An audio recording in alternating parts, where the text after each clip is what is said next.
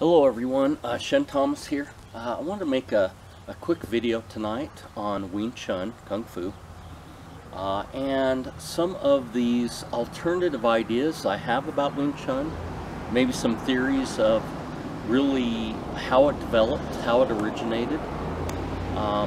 So the way the story goes, about 300 years ago, there was invaders from the north in China, the Manchurians, and they were called the Qing, and they invaded southern China. So a lot of the southern Chinese were still loyal to the Ming emperor, right? And so then they became revolutionaries and insurgents, right? And so then you hear the history of how the Shaolin Temple was burned down because they were harboring insurgents or revolutionaries. And some of these martial artists that escaped, these Shaolin, they joined the Red Boat Troop, or entertainers that used to travel along rivers in these red boats, right? And they would stop at villages and entertain. Well, they carried kind of the message of revolution with them, and they also trained insurgents, you know, people to fight back against the Qing. So Wing Chun kind of had its origins in that, okay, in that situation. And so when you look at some of the Wing Chun principles and the movements, the structure and the ideas behind Wing Chun, and how we use this triangular structure, right, and these small moves, and kind of these defensive and attacking moves that are kind of done simultaneously, right? The idea of our sticky hands, to where from bridging we can actually feel how an opponent's moving, even in the dark with our eyes closed, right? We can feel from that training.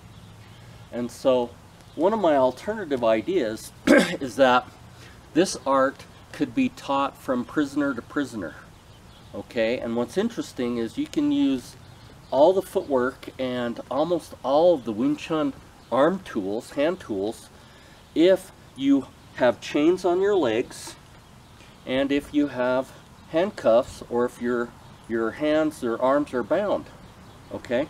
So you can kind of test this out when you move, and you can see that you can do a Tan Sao and a Wu Sao together, even though your hands are bound.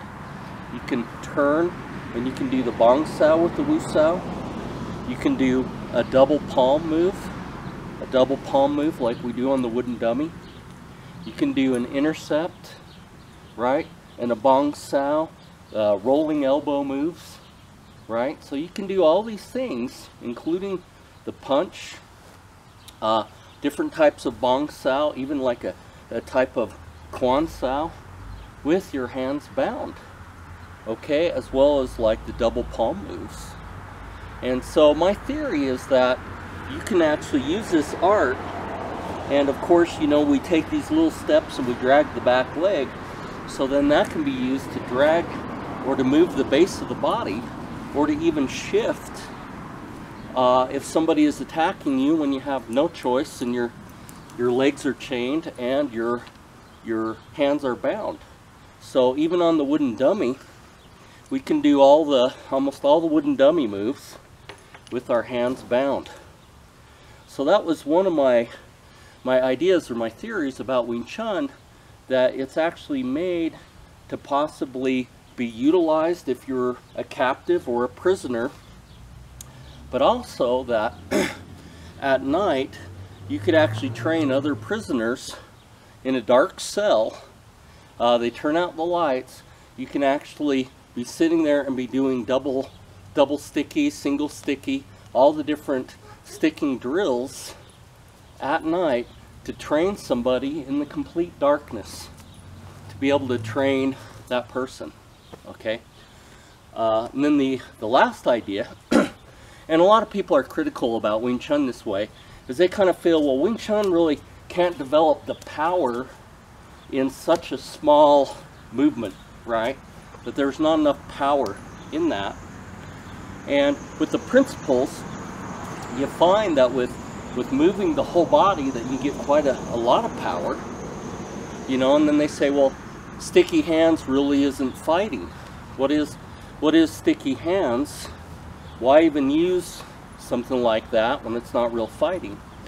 Well, again, another one of my ideas is that it's basically training the blending with the movements of the arms of the opponent and how they're moving. And so you can slide along their arms. You know, say it's dark, you can't really see the person, you can slide along their arms, and it's not really necessarily made for the punching or the pushing, but it's made for short knives, short knife fighting. So then that way all of the different hand tools can be used with a short knife. And then therefore, as long as your arms can get in, you're not really worried about, you know, punching and delivering a lot of force, because knives will do their damage with just the movement of slicing or stabbing.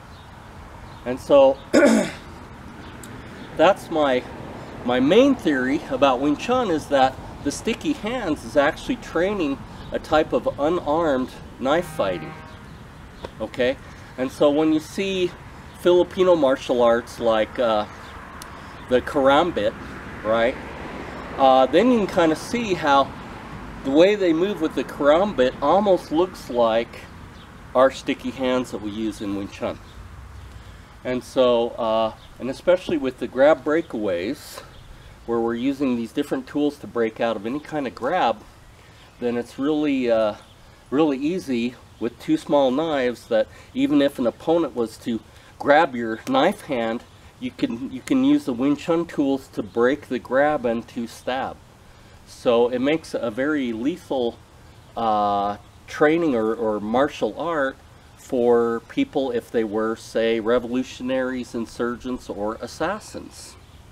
So that's where I think, you know, and where Wing Chun kind of originated and developed, is using the empty hand as a form, with the double sticky, as a form of kind of touching the forearms and moving knives around and not getting stabbed, right? Because Wing Chun will not move forward with an attack until they've defeated everything that an opponent can do, and the opponent can't attack you. And so they say that in theory it's because it's a smaller, weaker person that can't take a punch, so they can't trade punches, so they have to make sure an opponent is jammed, or that they're on one side of the opponent so the opponent can't use the opposite arm. Well, for knife fighting, then that is the same principle that you would want to adhere to.